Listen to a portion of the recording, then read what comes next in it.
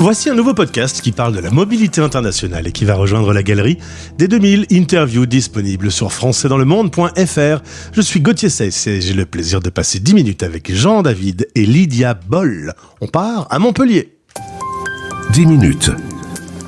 Le podcast des Français dans le monde.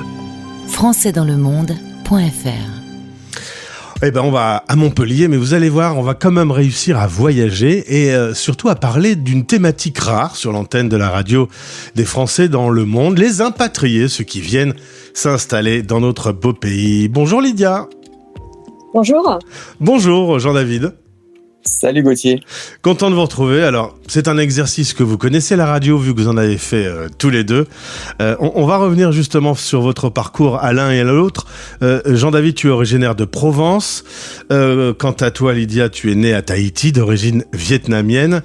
Et grâce à la coopération, vous allez vous rencontrer. Tu devais aller faire ton service militaire. T'as pas de bol, hein, Jean-David. T'étais la dernière année avant que ça s'arrête.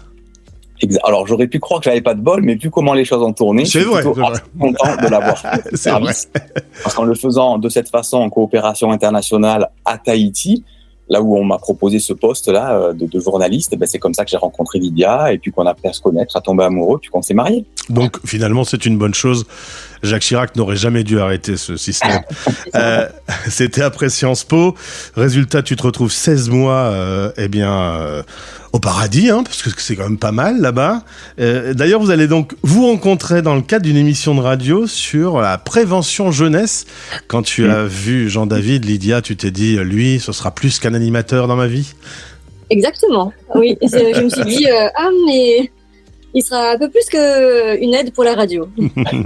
Toi, tu fais des études de psycho. Résultat, comme pour poursuivre tes études, c'est pas mal de venir en France. Vous rentrez tous les deux il y a 20 ans. Tu vas devenir psy et tu vas notamment faire un mémoire sur les épouses de militaires.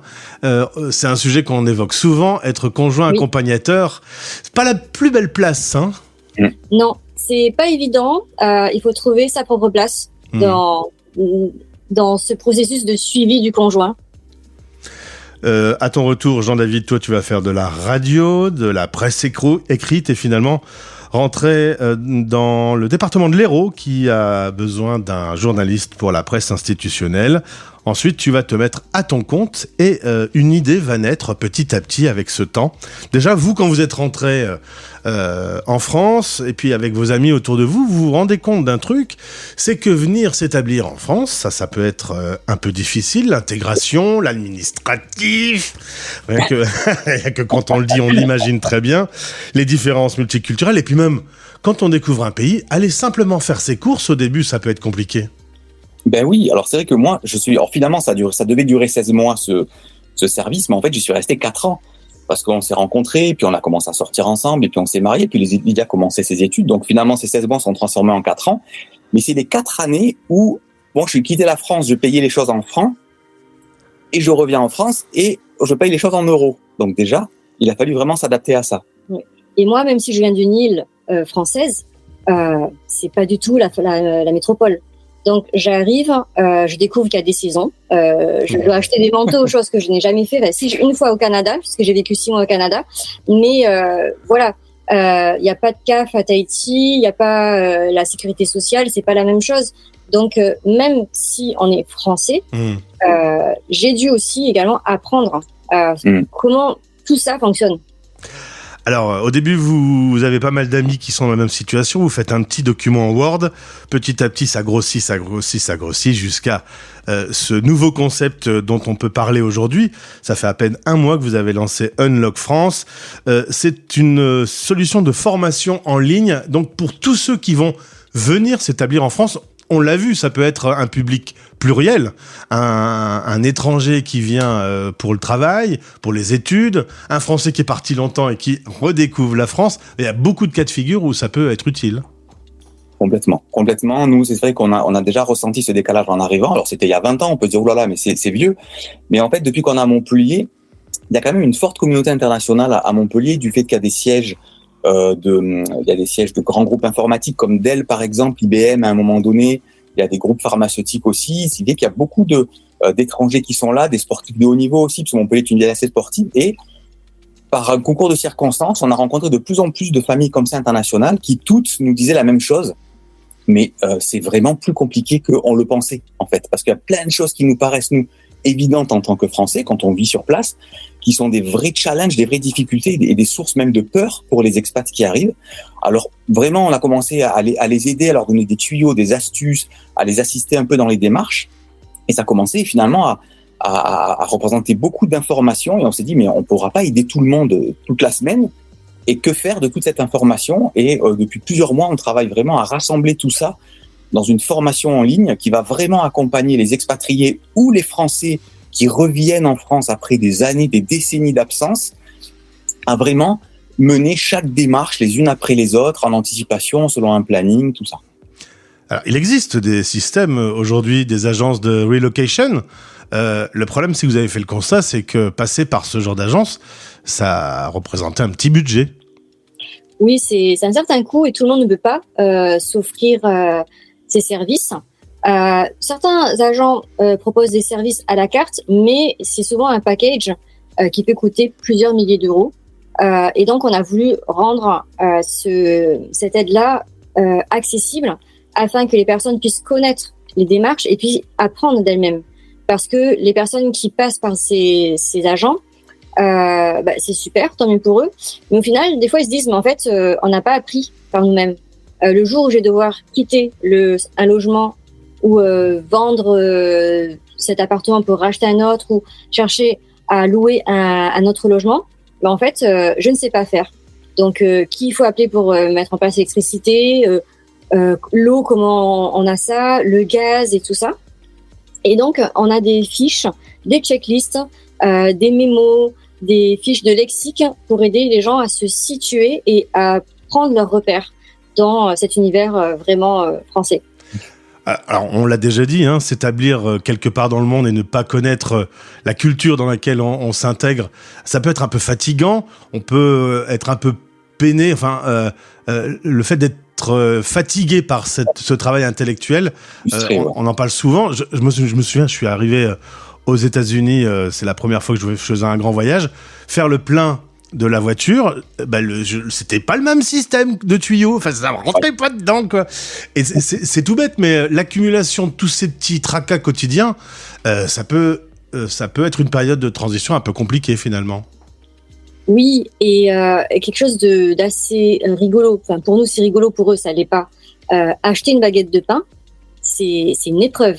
Dans leur tête, ils répètent « Je voudrais une baguette, s'il vous plaît ». Et arrivé à la boulangerie, la boulangère demande « Bien cuite ou pas trop cuite ? Tranchée ou pas tranchée ? Vous voulez la campagnarde, la ficelle ?» et là, ils sont perdus. Ils se disent « Mais en fait, je voulais juste acheter une baguette de pain. Je savais pas qu'il y avait 36 façons d'acheter une baguette de pain. » Et ils ressortent de là, mais épuisés, avec une baguette. Ils savent même pas si c'est vraiment celle-ci qu'ils voulaient. Et voilà. Donc, c'est pas simple. Et c'est comme ça dans tous les sujets. On parlait choisir un opérateur téléphonique, comment on fait, quel document il faut. Et puis l'administratif, comme à peu près dans tous les pays du monde, il y a moyen de s'énerver un petit peu aussi. Oui, c'est ça. Tous nos amis nous disent, mais au début, on a perdu des fois des semaines, des mois parce qu'on se trompait de service. On n'arrivait pas à bien se faire comprendre. Et certains commençaient à apprendre le français un peu, mais ils étaient toujours un peu maladroits, ça manquait d'assurance. On a même rencontré... c'est un ami aujourd'hui, un rugbyman du club de Montpellier, qui est un rugbyman, donc une armoire à glace, un colosse dont on a plutôt peur en général si on le connaît pas, qui est adorable au demeurant. Mais il nous racontait que juste faire ses courses, il avait peur comme un enfant en fait. La moindre démarche, le moindre endroit, c'était tellement l'inconnu qu'alors que lui avait l'air d'être quelqu'un de très sûr, très guerrier, il avait peur comme un enfant de faire la moindre chose, la moindre erreur et tout, quoi. C'est incroyable. Alors, dites-moi, comment commence l'aventure Unlock France ? On commence par le site internet ? Exactement. Alors, je ne sais pas s'il y aura certainement une description dans le podcast ou quelque chose, mais bien sûr. Simplement aller sur le lien cliquable et puis voir un peu effectivement tous les sujets que ça adresse, les bonus que ça contient, voir si par rapport à son projet et aussi si on est vraiment en mesure de le faire. Et ça concerne même des gens qui viennent d'arriver en France aussi, parce que des fois, les gens arrivent, ont minimisé la difficulté. Je dis ça va y arriver, je vais y arriver avec 2-3 comptes TikTok et puis des tutos, ça va le faire. Et en fait, une fois qu'ils sont là, un peu dans le bouillon, ils se disent, oh là là, mais par où je commence? Qu'est-ce qu'il faut faire? Avec des paradoxes bien français. Je sais pas si tu connais le paradoxe du compte bancaire. On en a déjà parlé sur cette antenne. Voilà, on va pas répéter. Je comprends pas qu'en 2024, on en est encore là à dire il faut un compte en banque, mais pour avoir un compte en banque, il faut une adresse, mais pour avoir une adresse, il faut un chèque de caution. On se dit quand même qu'on aurait dû résoudre le problème. Je ne désespère pas, peut-être qu'avec la radio des Français dans le monde, les autorités se rendent compte que c'est un peu absurde, mais ouais, je veux bien comprendre. Alors, évidemment, cet outil était plutôt en anglais. Puisque ce sont plutôt des personnes qui maîtrisent l'anglais qui arrivent. On le trouve en français aussi? Pour le moment, pas encore, parce que quand même la plus grosse cible est anglophone. Bien sûr. Et souvent, les Français qui reviennent s'établir, la plupart du temps, sont au moins bilingues. Bien sûr. Donc, ils peuvent comprendre. Mais on n'exclut pas la traduction. On verra selon les demandes, s'il y a des demandes. Il y a quand même beaucoup de Français qui vivent l'expatriation, 3 millions, et beaucoup d'entre eux rentrent. Et le sujet du retour en France, ça y répond également grâce à votre solution Unlock France. Le lien est dans ce podcast. Ma dernière question à tous les deux, avec des origines vietnamiennes, la connaissance de Tahiti, aujourd'hui Montpellier, ça vous laisse le choix de vivre ailleurs dans le monde? Est-ce que c'est une discussion que vous avez entre tous les deux? Complètement. Complètement. On aime Montpellier, on aime notre pays, mais on aime aussi découvrir le reste du monde et on aimerait aussi donner la chance à nos enfants de vivre cette expérience à l'étranger, que ça soit pour 3 mois, 6 mois, 1 an, on ne sait pas encore, voire même avoir un peu une saison de vie où on est un peu nomade. Oui, clairement, on est attaché à ce projet et j'imagine. Autant le travail qu'on fait pour aider les expatriés en France, moi en parallèle, je fais énormément de recherches pour un projet d'expatriation dans d'autres pays, en Asie ou quoi. Et les challenges sont les mêmes, vraiment. En tout cas, on a de nombreux podcasts pour vous aider dans votre décision. Et je ne suis pas surpris que ce désir d'international, et notamment pour apprendre aux enfants à être de bons citoyens du monde, je pense que ça peut être assez formateur. Merci à tous les deux pour ce moment. Découvrez cette solution qui est toute neuve. Vous aurez eu l'occasion d'entendre pour la première fois parler de Unlock France sur la radio des Français dans le monde. À bientôt. Salut. À bientôt. Français dans le monde.